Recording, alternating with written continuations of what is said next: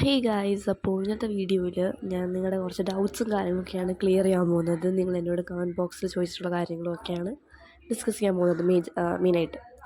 അപ്പോൾ ഈ ഒരു ക്ലിപ്പിൽ ഞാനിപ്പോൾ കൺട്രോൾ ആൻഡ് കോർഡിനേഷൻ പഠിച്ചുകൊണ്ടിരിക്കുകയാണ്. ഈ ചാപ്റ്റർ എനിക്ക് ഒട്ടും ഇഷ്ടമില്ലാത്തൊരു ചാപ്റ്ററാണ്. എന്തോ ബോറിംഗ് ആയിട്ട് ഫീൽ ചെയ്യുന്ന സാധനമാണ് എനിക്ക് ബയോളജി.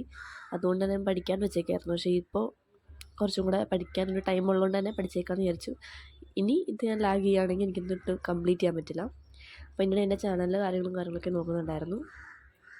അതിനുശേഷം ഞാനിപ്പോൾ ഇവിടെ എക്സാമിനറിൻ്റെ ക്ലാസ്സാണ് കേൾക്കുന്നത്. ആൻഡ് ബയോളജിക്ക് ഞാൻ ഹെറിഡിറ്റി ആൻഡ് ഈ ഒരു ചാപ്റ്റർ കൺട്രോൾ ആൻഡ് കോർഡിനേഷൻ എക്സാമിനറിൽ നിന്ന് തന്നെ കേൾക്കാമെന്നാണ് ഞാൻ വിചാരിച്ചിരിക്കുന്നത്. ആ ഒരു ക്വസ്റ്റ്യൻ ചോദിച്ചിട്ടുണ്ടായിരുന്നു.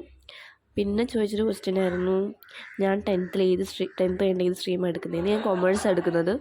ആൻഡ് എന്നോട് ചോദിച്ചിട്ടുണ്ടായിരുന്നു കൊമേഴ്സ് എന്തിനാണ് എടുക്കുന്നത്, ഞാൻ സയൻസിലാണ് കുറച്ചും കൂടെ സയൻസ് എടുക്കാൻ പാടില്ലേ, ആ രീതിയിൽ എന്നോട് ചോദിച്ചിട്ടുണ്ടായിരുന്നു. പക്ഷേ എനിക്ക് സയൻസിനെക്കാട്ടും കുറച്ചും കൂടി ഇൻട്രസ്റ്റ് ഉള്ളത് കൊമേഴ്സിലാണ്. പിന്നെ ചോദിച്ചൊരു ചോദ്യം, എന്തുകൊണ്ടാണ് ഞങ്ങളുടെ എക്സാം ഇത്ര പെട്ടെന്ന് തീർന്നതെന്ന്. മിക്കവരുടെ എക്സാം 31st ആയിരിക്കും തീരുന്നതെന്നൊക്കെയാണ് പറയുന്നത്.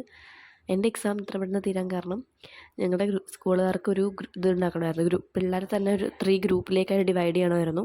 ഫസ്റ്റ് ഗ്രൂപ്പിൽ നന്നായിട്ട് പഠിക്കുന്ന പിള്ളേരാണ് കൂടുതലുള്ളത്. ലൈക്ക് 75 ഒക്കെ ഉള്ള ആൾക്കാരാണ് ആ ഗ്രൂപ്പിലുള്ളത്. 80ൽ ഒരു 75 എബോവ് അല്ലെങ്കിൽ 70 എബോവ് കിട്ടുന്നവരെയാണ് ആ ഗ്രൂപ്പിലുള്ളത്. അതിനുശേഷം വരുന്ന സെക്കൻഡ് ഗ്രൂപ്പിലാണ് ഞാനുള്ളത്, ആവറേജ് ഗ്രൂപ്പിൽ. ലൈക്ക് പഠിക്കാൻ കഴിവുണ്ടെന്നല്ല, അത്യാവശ്യം കുഴപ്പമില്ലാണ്ട് മാർക്ക് കിട്ടുന്ന ആൾക്കാരൊക്കെയാണ് ആവറേജ് ഗ്രൂപ്പിലുള്ളത്. ആൻഡ് പിന്നുള്ളതാണ് ലൈക്ക് സ്റ്റഡീസിൽ കുറച്ച് വീക്കായിട്ടുള്ള ആൾക്കാർ തേർഡ് ഗ്രൂപ്പിൽ. അപ്പം ഞങ്ങൾക്ക് എല്ലാ ദിവസവും സ്കൂളിൽ പോകേണ്ട ആവശ്യമില്ല. വീക്ക്ലി 2 പ്രാവശ്യം ഒക്കെ വല്ലതും പോയാൽ മതി. അങ്ങനെയൊക്കെയാണ് ഉള്ളത്. അതിനൊക്കെ വേണ്ടിയിട്ടാണ് എക്സാം പെട്ടെന്ന് തന്നെ തീർത്തത്. അതിന് ഞങ്ങൾക്ക് കുറച്ചും കൂടെ റിവൈസ് ചെയ്യാൻ സമയം കിട്ടുമല്ലോ. അപ്പോൾ എക്സാം പെട്ടെന്ന് തീർന്നത് വലിയ കുഴപ്പമായിട്ട് എനിക്കൊന്നും ഫീൽ ചെയ്യുന്നില്ല. അതിനുശേഷം പിന്നെ ചോദിച്ചൊരു ചോദ്യമാണ്, എങ്ങനെയാണ് SSTയുടെ സിലബസ് കംപ്ലീറ്റ് ചെയ്യുന്നത്. കാരണം SSTയുടെ സിലബസ് അത്യാവശ്യം കുറേ ഉണ്ട് സോഷ്യൽ സയൻസിൻ്റെ. അപ്പോൾ ഞാൻ പ്ലാൻ ചെയ്തിരിക്കുന്നത് എന്താണെന്ന് ഞാൻ പറഞ്ഞുതരാം. ഫസ്റ്റ് ലെക്ചർ വൈസ് തീർക്കുക. ആൻഡ് ലെക്ചർ വൈസ് കേൾക്കുമ്പോൾ തന്നെ നമുക്ക് നോട്ട് കിട്ടും.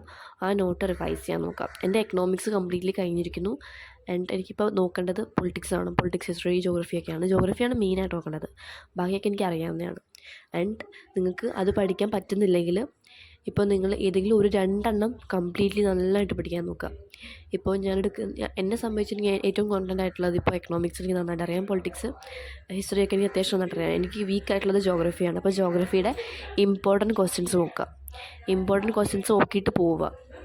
അത് തന്നെ വരും. പൊളിറ്റിക്സിന് ഞാനത് ചെയ്തിട്ടുണ്ടായിരുന്നു. പൊളിറ്റിക്കൽ പാർട്ടീസിന് ചാപ്റ്റർ ഞാൻ പഠിക്കാണ്ടാണ് പോയത്. ഇമ്പോർട്ടൻ്റ് ആയിട്ടുള്ള ക്വസ്റ്റ്യൻസ് നോക്കി അത് തന്നെ വരികയും ചെയ്തു. 2 പ്രീ ബോർഡ് ഞാൻ പഠിക്കാണ്ട് പോയിട്ട് അത് തന്നെ വരികയും ചെയ്തു. അപ്പോൾ ഇമ്പോർട്ടൻറ്റ് ക്വസ്റ്റ്യൻസ് നോക്കുക. ആ ഒരു ചാപ്റ്ററിൻ്റെ ഇമ്പോർട്ടൻറ്റ് ക്വസ്റ്റ്യൻസ് എന്ന് എവിടെ അടിച്ച് നോക്കിയാലും കിട്ടും. കാരണം 10th കുറേ റിസോഴ്സസ് ഓൺലൈനായിട്ട് അവൈലബിൾ ആണ്. അപ്പോൾ നിങ്ങൾ അങ്ങനെ ചെയ്യുക. അങ്ങനെ ചെയ്ത് ലെക്ചർ വൈസ് നിങ്ങൾക്കത് ഒരു ചാപ്റ്റർ തീർക്കാൻ പറ്റും. വേണ്ട റിവൈസ് ചെയ്യാം. അങ്ങനെയാണ് ഞാൻ പ്ലാൻ ചെയ്തേക്കുന്നത്. എൻ്റെ അത് വർക്കിങ്ങുമാണ്. എങ്ങനെയാണ് 4 ദിവസത്തിൽ സോഷ്യൽ തീർക്കാമെന്നൊക്കെ പറഞ്ഞ് കമൻറ്റ് ഞാൻ കണ്ടായിരുന്നു. 4 ദിവസത്തിലൊക്കെ തീർക്കാൻ പറ്റും. ഒരു ദിവസം നിങ്ങൾ എക്കണോമിക്സിന് കൊടുക്കുക, ഒരു ദിവസം ഹിസ്റ്ററിക്ക് കൊടുക്കുക, അങ്ങനെ തീർക്കാനും പറ്റും. അപ്പോൾ ആ ഒരു ദിവസം ഫുള്ളി നിങ്ങൾ സോഷ്യൽ മാത്രം പഠിക്കണമെന്നല്ല, ബാക്കി നിങ്ങൾക്ക് നോക്കാൻ പറ്റും. ഒരു ദിവസം നിങ്ങൾക്ക് ഇപ്പോൾ സൺഡേ ആണെങ്കിൽ സൺഡേ നിങ്ങൾ ഫുൾ ഫ്രീ ആണെങ്കിൽ നിങ്ങൾക്ക് വേണമെങ്കിൽ 2 തന്നെ തീർക്കാൻ പറ്റും.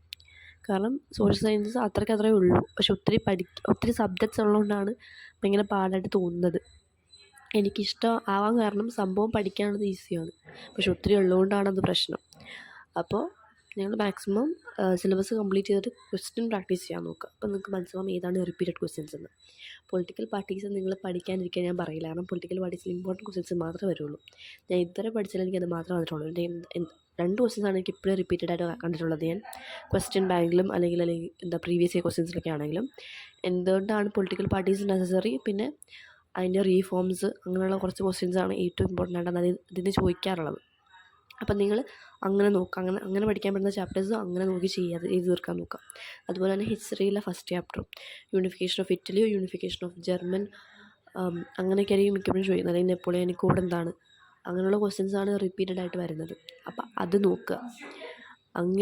അങ്ങനെ നമുക്ക് ചെയ്ത് തീർക്കാൻ പറ്റും. അതിനുശേഷം ചാപ്റ്റേഴ്സ് തീർത്തിട്ട് പെട്ടെന്ന് തന്നെ നിങ്ങൾ എത്രയും വേഗം ഒരു പ്രീവിയസ് ഇയർ ക്വസ്റ്റ്യൻ സോൾവ് ചെയ്യുക. ഏറ്റവും best previous year question solve ചെയ്യുന്നതാണ് സാമ്പിൾ പേപ്പറിനെ കാട്ടും. കാരണം റിപ്പീറ്റഡ് ക്വസ്റ്റ്യൻസാണ് CBSE എപ്പോഴും ചോദിക്കുന്നത്, നിങ്ങൾക്ക് എല്ലാവർക്കും അറിയാവുന്നതാണല്ലോ. അപ്പോൾ അതാണ് ഏറ്റവും കൂടുതൽ ബെസ്റ്റ്. ആൻഡ് ഞാനിപ്പോൾ എടുത്തിട്ടുള്ളത് സ്കോർ 100 ആണ്. നിങ്ങൾക്ക് അതുപോലെ എന്തെങ്കിലും ഇൻവെസ്റ്റ് ചെയ്യാം, അല്ലെങ്കിൽ ഓൺലൈനായിട്ട് തന്നെ കുറേ അവൈലബിൾ ആണ്. 10th റിസോഴ്സസ് കുറേ ഉണ്ട് ഓൺലൈനായിട്ട്.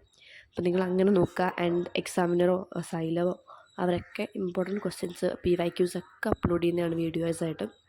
അപ്പോൾ ആ ലെക്ചർ കേട്ട് മനസ്സിലാക്കുക. ലെക്ചർ കേട്ടാൽ മനസ്സിലാവുന്ന കുറേ പേരുണ്ട്. ലൈക്ക് എനിക്കൊക്കെ ലെക്ചർ കേട്ടാൽ കുറേയൊക്കെ മനസ്സിലാവും.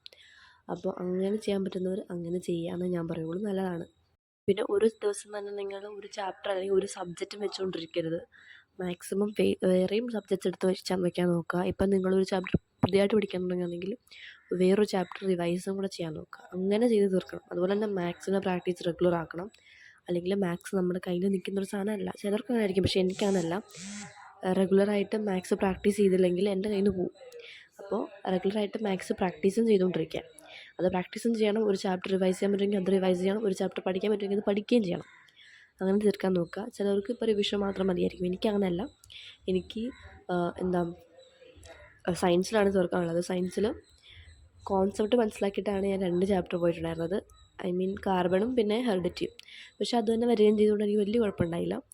അതല്ലാണ്ട് എനിക്ക് മാർക്ക് പോകാനുള്ള ഏറ്റവും വലിയ കാരണം കൺട്രോൾ ആൻഡ് കോർഡിനേഷനും പിന്നെ മെറ്റൽസുമാണ്. ഈ 2 ചാപ്റ്ററിനെ പറ്റി എനിക്ക് ഒന്നും എനിക്കറിയാൻ പാടില്ല. ബാക്കി രണ്ടും എനിക്ക് അറിയാവുന്നതാണ്. അതുകൊണ്ട് തന്നെ ഇതിൻ്റെ ലെക്ചർ ഏറ്റവും ആദ്യം തീർക്കുന്നത് എനിക്ക് ഇതിൻ്റെയാണ്. അതിന് ശേഷം എനിക്ക് സിമ്പിളായിട്ടുള്ളത് കിടക്കാൻ പറ്റും. അപ്പോൾ ഇത് അത്യാവശ്യം ലെങ്തിയാണ് ഈ സാധനം.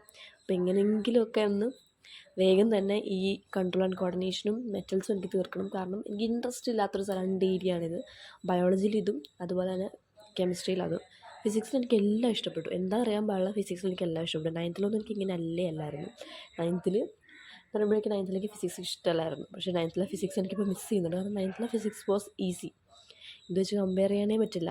9th ഫിസിക്സ് പിന്നെ ഈസി ആയിരുന്നു. ന്യൂമറിക്കൽസൊക്കെ നമുക്ക് മനസ്സിലാവുന്നതായിരുന്നു. ആ ടൈമിൽ ഫസ്റ്റ് ടൈം ഇങ്ങനെ ന്യൂമറിക്കൽസും കാര്യങ്ങളൊക്കെ കണ്ടപ്പോൾ ഉണ്ടാവുന്ന ഒരു ഇതായിരുന്നു. പക്ഷേ ഈസി ആയിരുന്നു. അതുപോലെ തന്നെയായിരുന്നു എനിക്ക് 10th വന്നിട്ട് കെമിസ്ട്രിയിലെ ഫസ്റ്റ് ചാപ്റ്റർ കണ്ടപ്പോൾ നല്ലപോലെ പേടി തോന്നി. എനിക്കൊന്നും മനസ്സിലാവുന്നുണ്ടായിരുന്നില്ല. പക്ഷേ ഇപ്പോൾ കെമിസ്ട്രിയിലെ ഇത്രയും 4 ചാപ്റ്റർ പഠിച്ച് വന്നപ്പോഴേക്കും എനിക്ക് മനസ്സിലായി ഏറ്റവും ഈസി ഫസ്റ്റ് ചാപ്റ്റർ തന്നെയായിരുന്നു. പക്ഷേ ഫസ്റ്റ് ചാപ്റ്റർ നമ്മൾ ആദ്യം കണ്ടപ്പോൾ എനിക്ക് അങ്ങനെയൊന്നും ആയിരുന്നില്ല. അപ്പോൾ നിങ്ങൾക്കിനി എന്തെങ്കിലും വേറെ ഡൗട്ട്സോ കാര്യങ്ങളൊക്കെ ഉണ്ടെങ്കിൽ ഈ ഒരു കമൻറ്റ് ബോക്സിൻ്റെ താഴെ കമൻറ്റ് ചെയ്താൽ മതി. ഞാൻ അതിനുള്ള റിപ്ലൈ അടുത്ത വീഡിയോയിൽ പറയാവുന്നതാണ്. അപ്പോൾ thanks for watching. Bye bye.